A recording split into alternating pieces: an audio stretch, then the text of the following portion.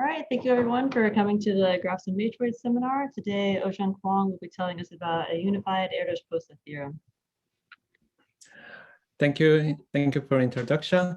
Thank you very much for inviting me to present the result in Graphs and Matroids seminar. So this is talk about the half-integral Erdős-Pósa theorem for cycles in graphs labeled by multiple abelian groups. This is shown to work with Pascal Goldin, Kevin Henry, who are postdocs in IBS, and Kenichi Kayarashi and Sang-yeol. So in this talk, we are interested in the packing of a graph family in a graph G. So packing here means a set of vertices and subgraphs in G, where each graph is isomorphic to some graph in C. So for instance, C is simply a triangle, and here the graph contains two disjoint triangles, but no three vertex disjoint triangles, right? So the size of a maximum packing is 2. And you can easily observe that the two center vertices hit all the triangles. But this is an extreme case.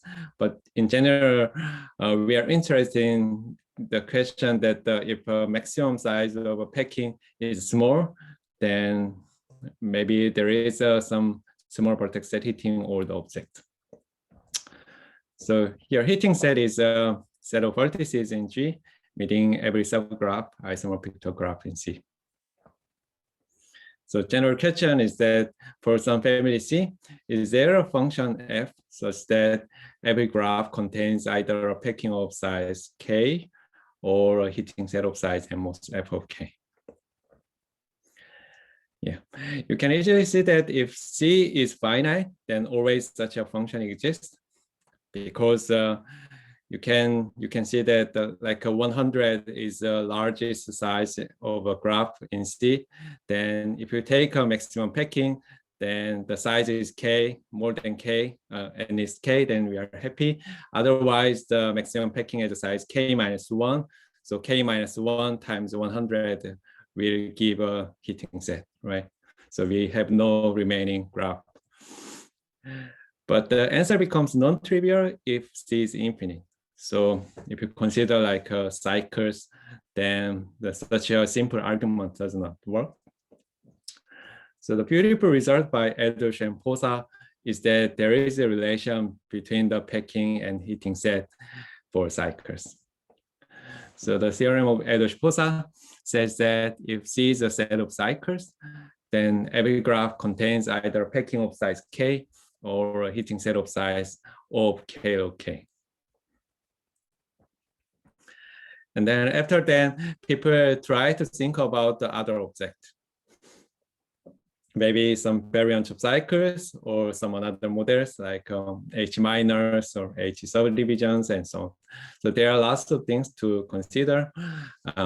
In this talk, we are mostly consider about the variants of cycles. And people use this term, the Erdős-Pósa property, for some family of graphs.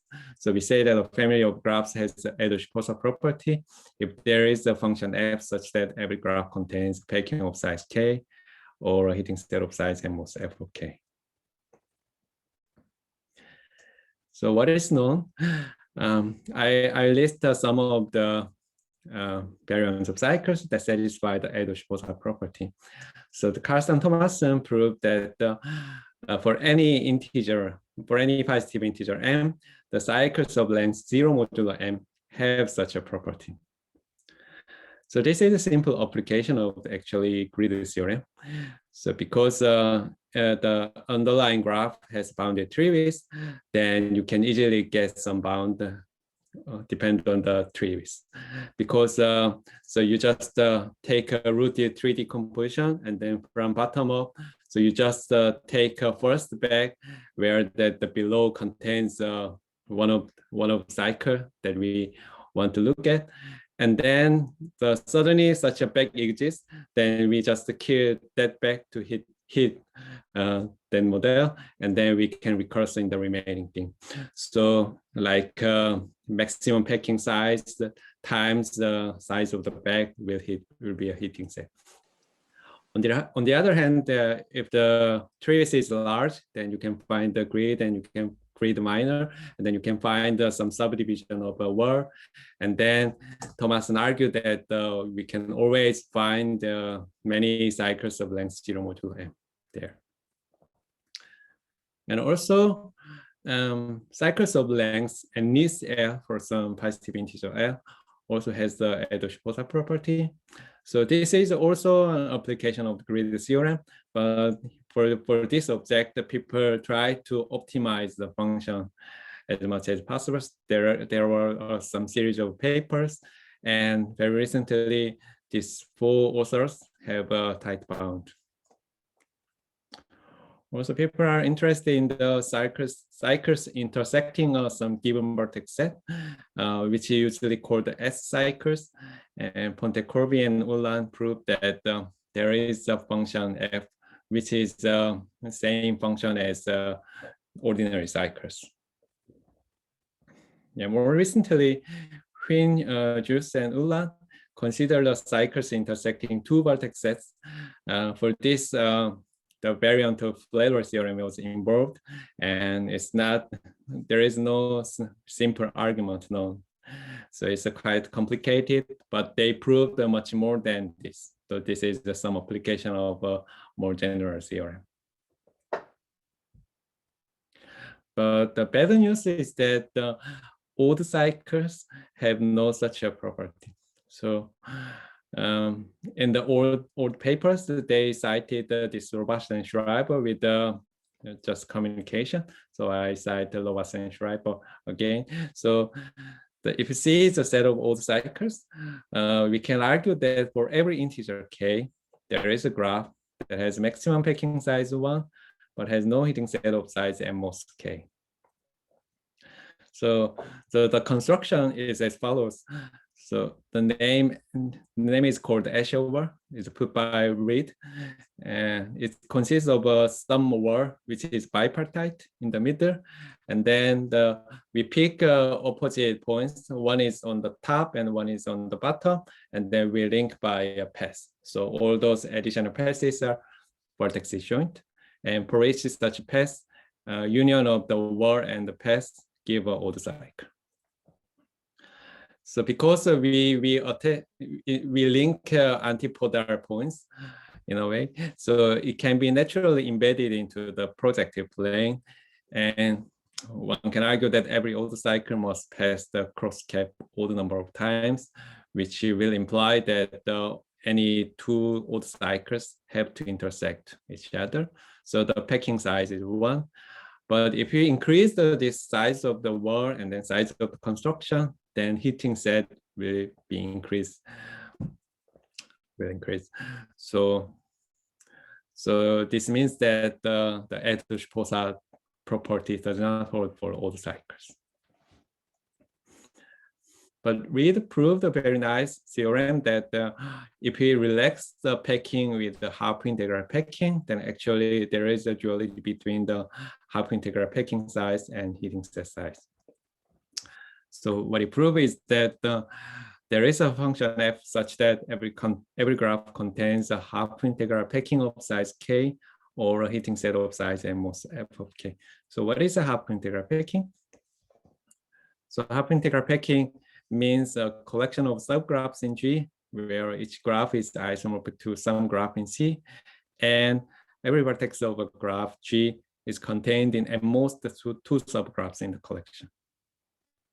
So originally, packing means vertex joint subgraphs, which is the same as that every vertex of the graph is contained in at most 1 subgraph in the collection, right? So here we relax the 1 into a 2. So here you can observe that if the size of Ashover is larger and larger, then the size of a maximum half integral packing will be larger, because maybe I can draw here. Yeah, for instance, if I look at this path, and then we just cross in the antipolar way, then this will be a 1 odd cycle, and then So because you are allowed to cross the meet some vertices, you can take some another order cycle like this, and so on. So you can, if there are many those passes, then you can make many a large half-integral packing of all the cycles.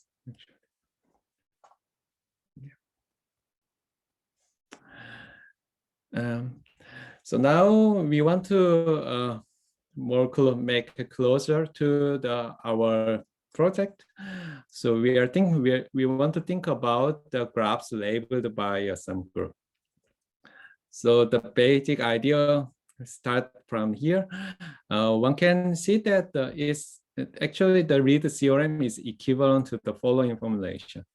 So now we are considering the graphs whose edges are labeled by some group. Here the group is C2. You consider the C as the cycles whose edges are labeled by Z2, where the total the sum of the values on the edges is 1. So 1 means in Z2. And one can argue that every graph whose edges are labeled by G2 contains a half-integral packing of such cycles of size K or a heating set of size M with F of K. So the basic idea is that the labeling can be realized as the length of the path. So what you can do is that if we prove from the read to star, so given graph with the labelings, so if labeling is 0, then we just subdivide once to make even length, and then the label with the 1 just stay with an edge. Then you can easily see that the sum of the values is 1 if and only if the modified graph become an auto cycle. So, but we never take subdivided vertex as a heating set, so there will be equal. The heating set size will be also equal. Also, the star implies the Reed theorem because if you have a graph, then if you want to detect the auto cycle as a labeling, so you just give a value 1 to all the edges, and then you just consider the sum over Z2, right? Yeah. So you might ask naturally whether we replace the G2 with some other group, right? So recently, it's proved that actually it holds for any abelian group. So for an abelian group gamma, so we say that the graph is gamma labeled if edges are labeled by elements of gamma. So the value of a subgraph is a sum of group elements on the edges in H. So Thomas and Yu proved that for every abelian group gamma, so there is a function f gamma satisfying the following. So if you consider the cycles labeled by gamma whose values are non-zero, then every gamma labeled graph contains a half-integral packing of size k or a heating set of size m was f gamma k. Yeah, sorry for missing gamma here. So this means that this Reed result is a special case of this theorem when gamma is Z2, right? So we can state our result, but it's slightly more complicated than this. So I will just write step by step. Oops, sorry. Yeah. Yes, what we prove is the following. So we have two integers, m and omega. So for all m and omega, there is some function f m omega satisfying the following. Oops. Sorry, maybe it related to, maybe I will reopen, sorry. Yeah, that should work. I don't know.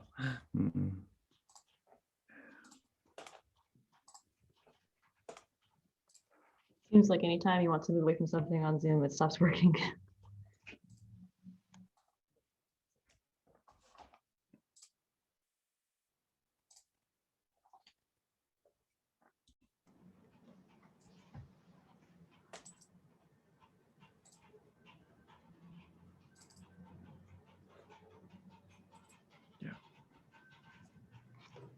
Yep, that's good. Yeah. Okay. Yeah. For each I, so we have a gamma I, which is an abelian group. And for each I, so we have a subset omega I in gamma I, but the size of omega I is less than or equal to the small omega. So we consider the set of cycles, so which is labeled by a product of gamma I, so or the labeled by each of gamma I, so it's the same, where the whose values in each gamma I is not in the omega I. So we want to avoid the values of the omega I for each coordinate. So here is an example. So we have a, so for instance, I consider three groups, sorry. So three groups, like first group is Z2 and second group is Z3 and third group is Z. And then omega 1 is 1 and omega 2 is 0.2 and omega 3 is 7, something like that. And then each edge is labeled by all three groups. And then if we take a sum, the first group, the value become 2. And the second thing is the 1 because it's the Z3. And the third part is 8, right? So you can easily check that the 2, 1, 8 are not in the omega 1 and omega 2 and omega 3, right? So this is the cycle that we want to consider. And then, so we can argue that every graph labeled by product of gamma I contains either a hyperintegral packing of size k or a heating set of size m omega k. Yeah. So what is the relation to the Thomas and Yu's result? So their result is actually a special case of our theorem when the only one group, so m is 1, and also omega is 1. So because they consider the non-zero cycle, but non-zero cycle means that you want to avoid the value 0, right? So we can set by the large omega 1 as a 0. So this is equivalent to saying non-zero cycle. But our message is that the non-zeroness is not really important property to have such a property. Actually, if we just seek a cycle that avoids the finite fixed values, then we can always have a hyperintegral Erdős-Pósa property. Is the main theorem clear to you? Are there some questions? Yeah. Okay. So yeah, before going to the sum multiplication, I would like to mention that if m or omega is not fixed, then such a bounding function does not exist. So we can explicitly show that fm omega 3 is larger than 2 plus m omega divided by 2. Yeah. So this is a very simple bound, but we can bound. So we can say that if m is not fixed or omega is not fixed, then bound can increase much possible. So the example is that so you just imagine that you take some complete graph and then every edge is labeled by 1, 1, and so on, and then the underlying group is or the Z. Yeah. So you just divide the omega 1 as a 3 to the 2 plus omega, and the next omega value is for the omega 2 and large omega 2 and so on. Yeah. Then to avoid all the values in omega 1 and omega 2 and so on, the cycle has length more than 2 plus m omega, and then you can construct some complete graph where every 3 cycles meet each other, but still bound is something lower bound by 2 plus m omega divided by 2. So this is an easy example. So I would like to discuss some applications of our theorem. So we can represent the length, some constraint or length by this group labelings. So for instance, we can represent the cycles of length L modulo M for any pair of integers L and M. So we can take gamma as a GM, and then omega is G, so the GM minus L. So we want to avoid all other values, right? So we can set like this. Or we can also represent the cycles of length n is L by taking a group as a C, and omega 1 is 1 to L minus 1. So we don't have to include the minus values in the omega, because so we just labeling by all the values as a 1. So the sum cannot be negative, right? So we can simply avoid. Actually, 1 and 2 also doesn't really necessary. So you have to exclude from 3 to L minus 1. So for instance, one corollary is that if you consider cycles of length L modulo M for some fixed L and M, so every graph contains a half integral packing of size K, or a heating set of size M was F1, M minus 1K. So we need only one group, so we can, first coordinate is 1, but we have to exclude all the values other than L. So we have to, the second component is M minus 1. Right. So I would like to comment that, so like auto cycles, so in general, if L has an even order in GM, then the cycles of length L modulo M has no duality between the maximum original packing and minimum heating set. So this is already argued in the Ullan's paper, and also observed by Dester and Newman-Lara. And actually, the Dester and Newman-Lara asked to characterize all the pairs of values L and M for which cycles of length L modulo M has Erdős-Pósa property.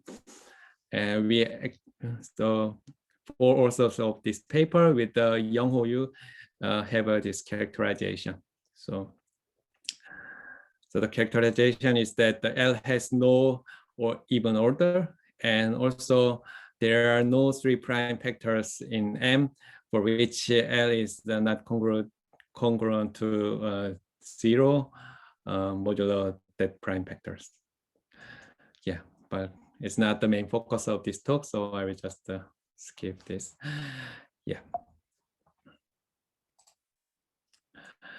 Also, we can represent cycles intersecting some given set. So we can represent the cycles intersecting a given vertex at S. We can simply take a group as a Z, and omega 1 is 0. And what we can do is that we give a value 1 to edges incident with S. So whenever you pass through the vertex of S, then the cycle become a non-zero. So these are exactly the cycles intersecting a set S, right? But if you didn't pass through the S, then the cycles the values of cycles is 0. So they are not the cycles that we want to look at. But this means that actually we can represent the cycles intersecting a given edge set. So given edge set is more close to our edge labeling, right? so this means, and also we can also represent the cycles intersecting a given set L modulo M times or N is L times. So which is similar to the length constraint. You can just modify the groups and then omega. So in particular, we can say this. So we have a M vertex subsets in a graph, and we consider the cycles intersecting all of S1 to Sm. Then every graph contains a half integral packing of size K or heating set of size M, 1K. So here we need the M groups. So we need the one group for each of S1, Si. And for each Si, so we just avoid the 0, right? So the second component is 1. So the other corollary is that so we are looking at the graphs embedded into some compact surface, and with a Z2 homology group. So Z2 homology group is just a homology group with a Z2 coefficient. And yeah, F is a set of Z2 homology classes of sigma, some fixed set of homology classes. Then the cycles whose homology classes are contained in F has a half integral Erdős-Pósa theorem holds. So this just follows from the relation between the another type of labeling called the directed labeling and the Z homology group, which is discussed by Kwon, Juice, and Ullan. So they proved that the Z homology classes can be realized by a directed labeling, but their directed labeling. So what is directed labeling? So each edge is has some orientation, and when you sum up the group values, then also there is a traversal direction of a cycle, and then if the traversal direction is the same as the given orientation, then you add a value, and it's different, then you subtract the value. Yeah. But directed labeling is the same as our group undirected labeling when group is a Z2, because the orientation doesn't matter there. So this is why we can say about the Z2 homology group.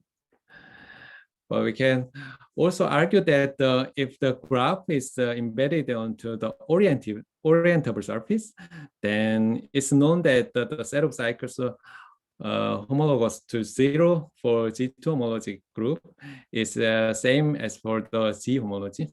So we can obtain actually duality between the half integral packing number and the minimum heating set for the cycles not homologous to 0 in Z homology. And furthermore, so we can add more constraint like cycles of length n is L or cycles length L modulo M, because we just put the more groups, right? So we can extend the Kwon and Juice and Ullan's result, but for the non-orientative surface, we cannot do this.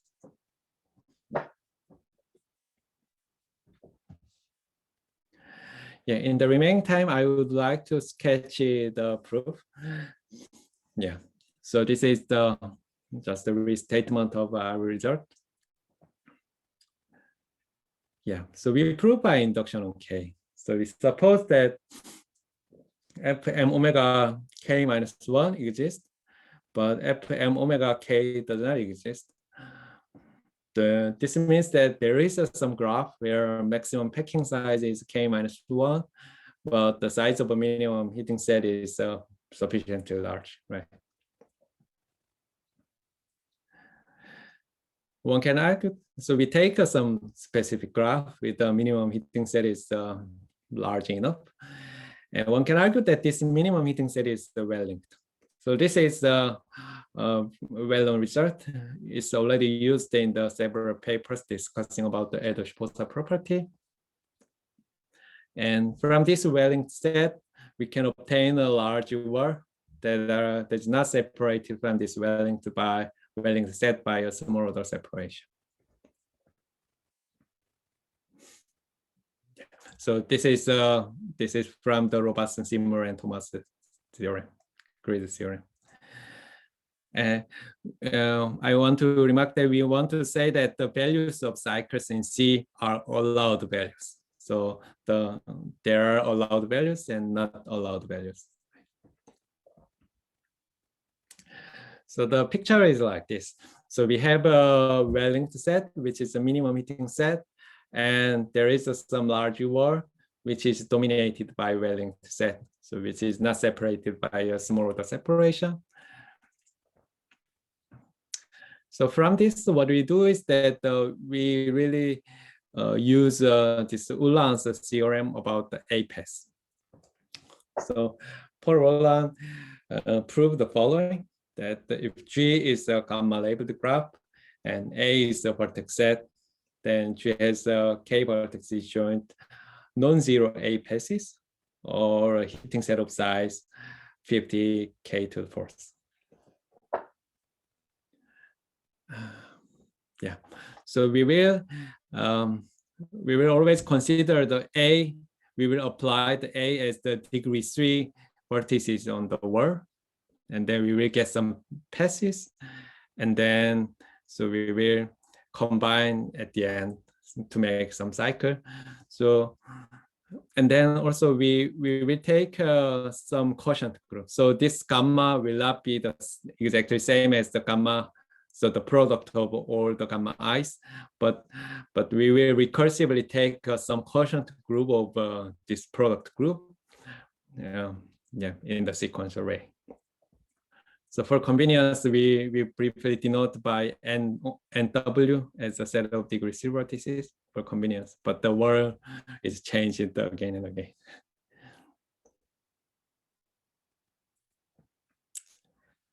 So this is probably the probably contain the important idea. So even though it's slightly complicated, I try to explain. So suppose that U is some larger than the 50k to the fourth plus 2, and T is the minimum heating set. T really the minimum heating set of our cycles, and N is just some vertex subset such that this minimum heating set is larger than U. So N is the U, and for every vertex set S of size less than U, there is a component of G minus S containing a vertex of N, and containing at least 4U vertices of T.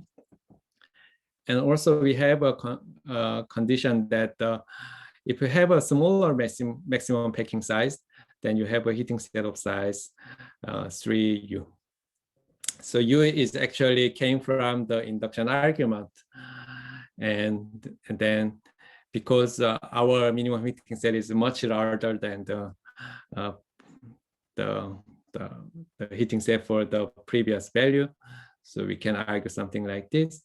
And the last sentence says that so I will take a quotient group by lambda, where lambda does not contain any allowed values.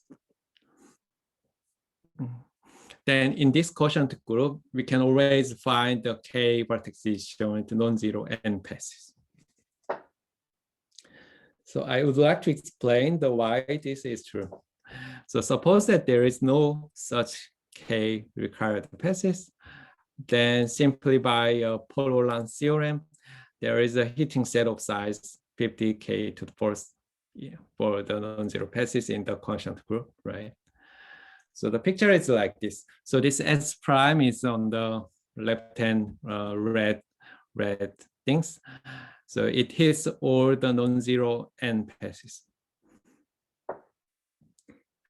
But we say that the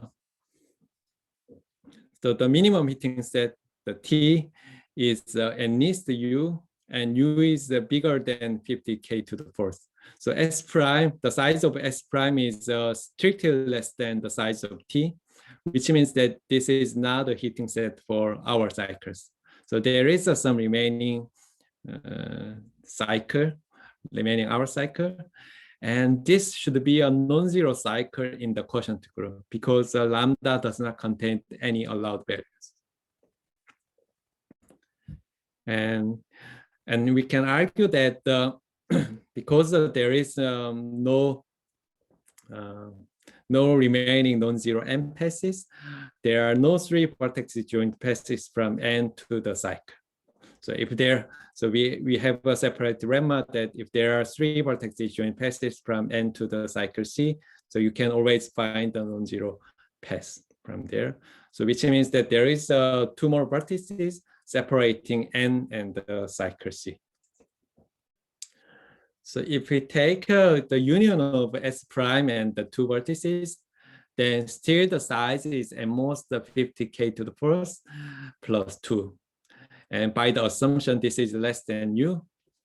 And then we had a assumption that for every set of size less than U, there is some component containing a vertex of N and containing 4U vertices of T. So this is right below the red component. So let's call it H. So the note that this component doesn't contain the cycle C because there is no path from the N to C, and this component contains the vertex of N, right?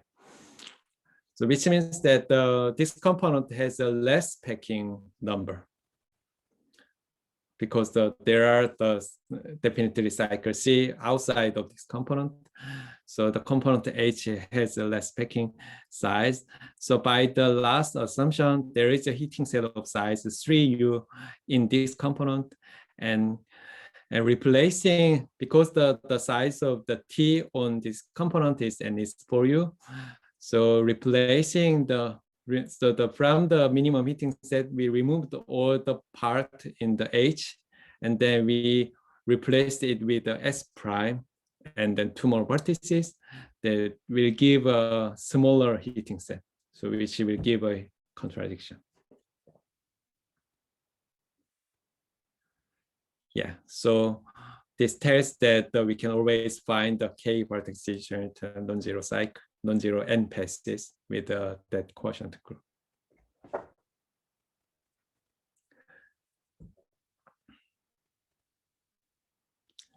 So we will attach the linkages in this way. So we have a large grid, and we will put some passes on the whose endpoints are on the left or right. The columns, and so in the next time we find so we consider the degree 3 vertices, and then we find the many passes. It may intersect previous linkages, and it may intersect all the internal vertices of the wall, but we arrange it in some way. And then we find the large portion of subwall where it doesn't intersect any of the new linkages and then previous linkages. And then we just push all the linkages to the endpoints of the new subwall. And then in the next time, so we have a subwall with more linkages on the boundaries.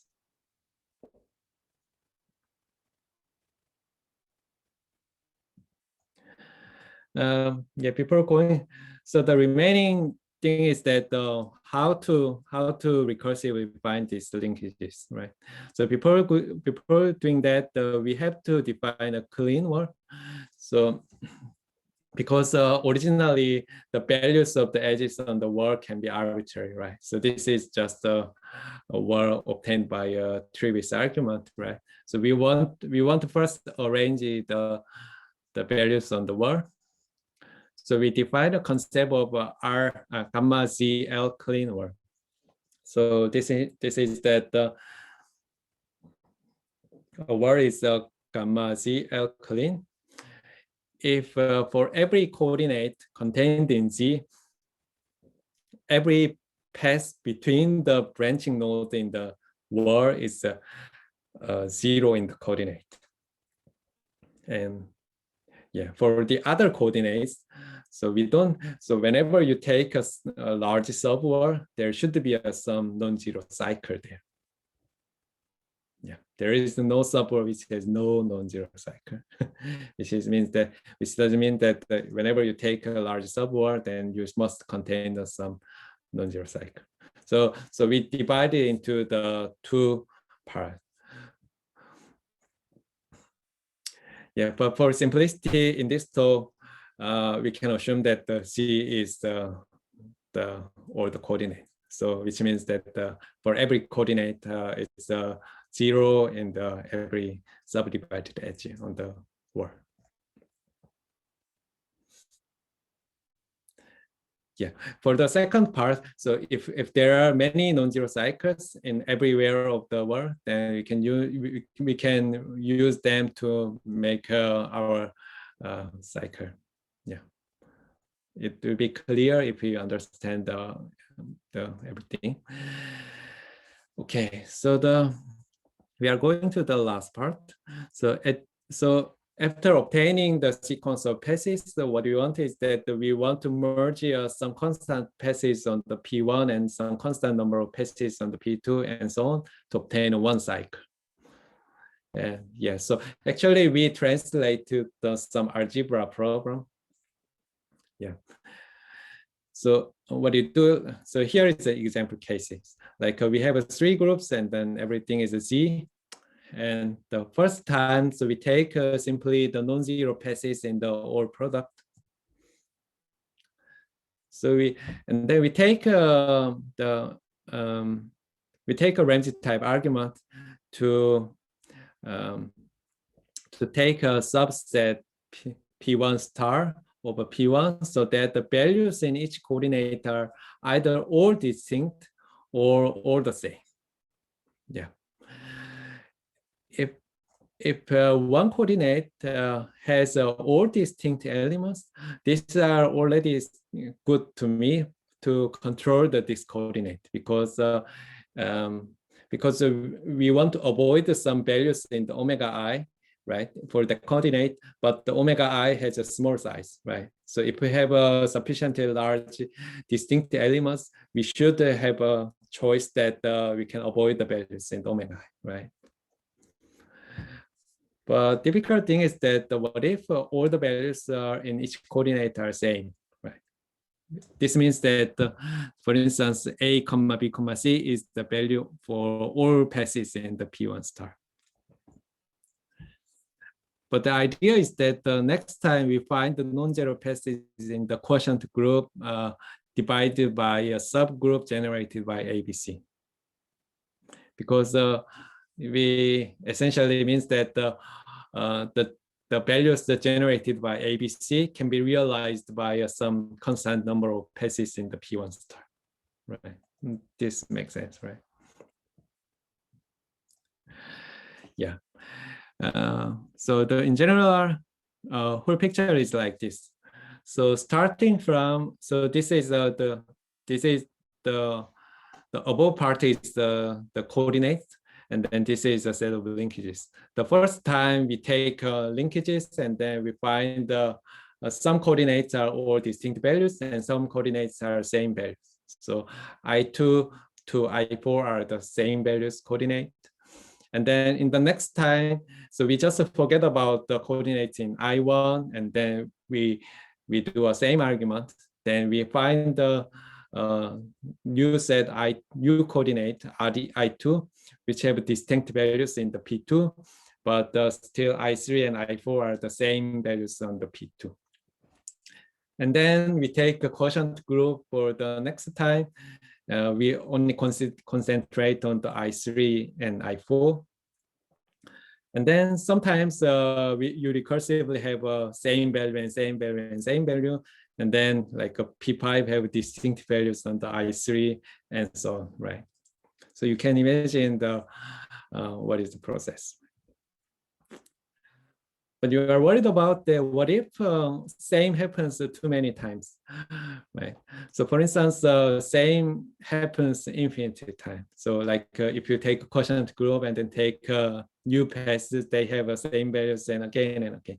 But actually you can easily see that at some point, if you collect the one pass from each of the linkage, then they are so because in the new linkage you have a quotient group, so the value cannot be same as the previous value, right? So we get new values and again. So at some point, if you collect the one pass from each of the linkage, they will give us some distinct values on some coordinate. So we have organized in the other way. Yeah, so otherwise this process stops at some point where that those same elements generate some allowed values on the last coordinate we are considering. So for instance, let's assume that the process stops at the 10. Yeah, P10, for instance. So we concentrate concentrate on the coordinates in I4, and then for each I from the 1 to 10, we say that the UI is the same elements that we obtain. So you have a U1 to the U10, and we stopped, meaning that there is a DI such that so we know that the U1 to U10 generate some allowed value, which means that some of the DI UI is some allowed value. So we want to realize as the union of those passes. So we have to have some finite number of passes, right? We cannot use the unbounded number of passes. So we want DI is bounded, but at the moment we don't know, right? Because we only know that we can generate some allowed value. But there is a very nice connection to some theorem on algebra here. So this was actually open problem of Erdős-Pósa, Erdős in the previous time, but then these two authors, Crittenden and Van der Einden, proved this. So what is this? So you have a set of k arithmetic progressions. So you can prove that if these guys covers a set of 2 to the k consecutive integers, then they covers actually all the integers. Yeah. So this theorem tells that we can always find that the DI is within the 2 to the m omega. So I will explain. So why this is true? So we take this sum of DI UI, so that it is allowed value, and the number of coordinates where DI is within this 2 to the m omega is maximized. So we want to prove that actually all the DIs should be in the set. Suppose like last D10 is not there.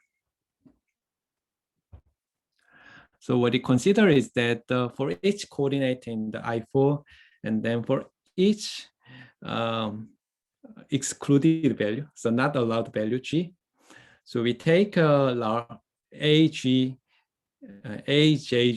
AJ comma G, AJ comma G as the set of all integers D, such that so if you replace the D10 with the D in the sum, the value becomes a G. So we take so we can see that this set large A should be an arithmetic progression, because it depends on the order of the values in the U10, right? On the coordinate in J, right? So because if we want to become again G and G, then it should be become a 0. So it depends. So if the order is infinite, then there is only one value, and the group is finite, then you should have some repeated values, right? So this large A should be arithmetic progression, and also this arithmetic progression doesn't contain the value dt, because if we put the dt here, then we have allowed value, right? But here the G is not allowed value, right? So this means that each arithmetic progression doesn't contain the value dt. So now we plug in the above theorem with the x is equal to the m omega. So we have a set of m omega arithmetic progression, right?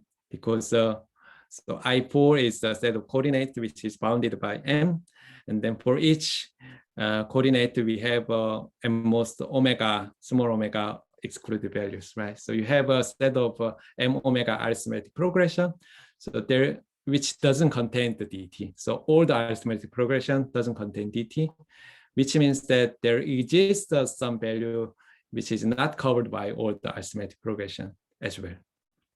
So this means that if we put the D10 star here, that is again allowed value. Yeah, I hope that this part is clear to you. And so what this means is that so if H is the value obtained by DI sums of elements that do not have distinct part. So for instance, if you look at the P3, then there is no corresponding distinct coordinates, right? For those guys, we simply take DI sums, which means the D3 sum. So because we don't really consider the I3 part because they anyway managed by P5. So we just concentrate on the I4 and then we take D3 sums there. But if we for the linkage which correspond to a distinct part, which have some distinct area, so we just remain on one path. So we collect the DI minus 1 sums of the elements of the I4. Then we have some, so we will result in some values on the I4. And we have one freedom to choose the values in for P1 and P2 and P5 in the picture, right?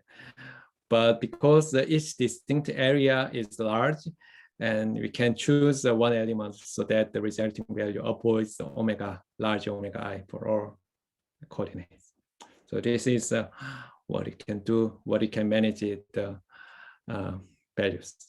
So the rest thing is that, so we have a sequence of corresponding linkages, and then, so we take K blue subwords like this, and then you just push so the many passes on the left or on the right, and then we make cycles in each box.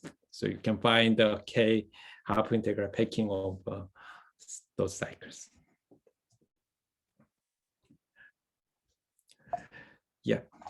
So this is what we have shown.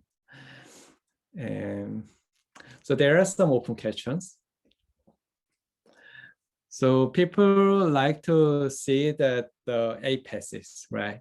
So A pass means that the passes whose endpoints are in A, but all the internal vertices are not in A. So recently, Brun, Heinlein, and Juice proved that, for instance, A pass of length D modulo M does not satisfy the Erdős-Pósa property. Whenever M is larger than 4 and is a composite number.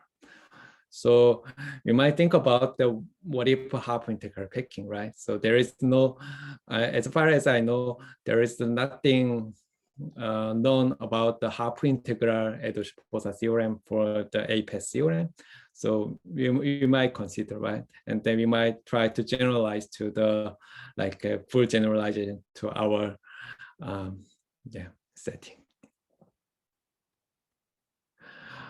Also, so in our setting, if a given graph has a sufficiently high connected, then we can have a duality between maximum packing, not the half integral, and the minimum meeting set. For instance, for odd cycles, Thomason proved that if a graph is sufficiently high connected, then there is the Erdős-Pósa property holds for odd cycles. And for instance, to choose extend this result to the odd cycles intersecting some vertex areas. But can he prove something for the labeled graphs, right? So this is one more question. And I would like to close with the directed labeling. So directed labeling is slightly complicated, but what we say is that you have some orientation, or instead of you have some function from the set of those tuples where that EW is that W is one of the endpoints and E is an edge, such that the gamma EU is the minus gamma EV for every edge UV. And so given a walk or given a cycle, so we just sum up the gamma E1 V1 and gamma E2 V2 which means that you follow the direction and then you add values. Yeah. So in this situation, this actually directed labeling is first studied by then our labeling. So if gamma is abelian, then if the two works are correspond to the same cycle, then the values become a plus minus from each other. Because if we traverse in the other direction, then the value becomes a minus. But if gamma is not abelian, it's more serious because the choice of the starting vertex also may change the value. But the property of being non-zero doesn't change. So this was the third point for the non-zero cycles in this directed labeling. And this Hus and Juice and Ullan, Finn, Juice and Ullan have a conjecture that the half integral analog of the Erdős-Pósa theorem holds for cycles labeled by this directed labeling with a fixed number of groups. They proved this for the two groups, and for more than two groups, this is an open problem. And we can further ask whether the analog of our theorem, which avoids the finite value, holds for directed labeling. So this might be an interesting question, but maybe only for the abelian groups, because if gamma is not abelian, then probably it's very difficult to handle. But even for the abelian group, it's interesting. Okay, so this is all the talk. Thank you. Thank you. We don't stop for applause, but if you look at the chat, you can see all the claps. So now I'll keep the recording going for a minute while we see if there are any questions, but then I'll stop the recording for a more informal chat afterwards. So are there any questions? Hi, I was wondering if you've thought about some abstract conditions on collections of cycles instead of having labelings which give a set of cycles. Mm-hmm. Just think about what kind of properties one might have. So just for group label graphs, there's this theta property on the cycles, but obviously that doesn't hold for these kinds of cycles. So there might be some more complicated exchange property that holds for all of these cases that we can do.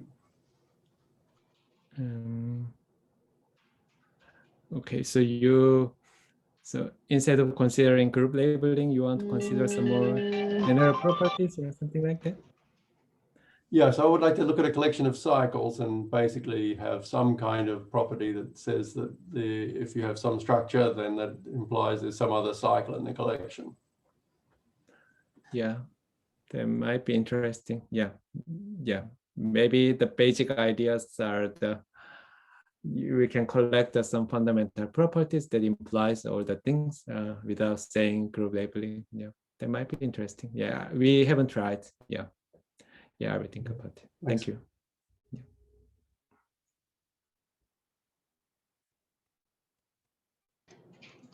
All right, I've got another question. I guess for one is in this conjecture, is this if gamma is abelian or in general? Yeah. So for our labeling, the given group have to be abelian because if it's non-abelian, that it depends on how we sum up the values, right? So it's not well defined. But for directed labeling, generally they consider the non-abelian group as well. So the conjecture is about even for non-abelian groups. Yeah, it's not known even for the abelian groups. Yeah. All right, thank you. The other question I had is if your proof mostly seems to, does it show that either there's a small hitting set or you get this wall with attachments on the outside, and that the attachments somehow generate a lot of things outside? Like, can you prove something stronger about saying that either you find the vertex disjoint case or you find something particular? Can you repeat again? Maybe I missed. Yeah, I'm also not explaining it very precisely, but it seems like you're finding pretty precisely what the obstructions are for finding either a small hitting set or your large vertex disjoint collection of cycles with the appropriate values. Right. And so I'm wondering if that's true, if you actually either find the hitting set or the wall with the paths on the outside. So more specifically, you might find a hitting set, or you might find a projective planar subgraph where the one-sided cycles are the non-zero ones. Yeah, I think so. You want to have obstruction things, right? So you can find yeah, but so yeah, maybe in the paper I argued that, but one of the applications of our result is that like given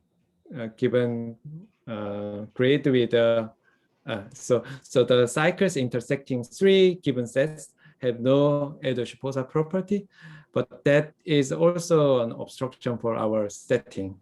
So that's not related to projective plane. So it's difficult to describe all the obstructions in our setting. So the projective plane is about the odd cycle, and it's related to the values having even order in some grid. But for our this three part cycles intersecting 3 vertexes, so we have another type of obstruction. So probably those 2 types are the old obstructions, but we have a difficulty to handle it. Yeah. So I saw that this Kwon, Juice, and Ullan, for instance, they characterize either you have a heating set, so you have a heating set, or you have some kind of projective plane obstruction, which implies a half integral Erdős-Pósa property. But for our case, it's difficult to describe. So like the values of the attached paths are quite related to each other, and so on. Yeah. Gotcha. Yeah. All right. Are there any other last questions?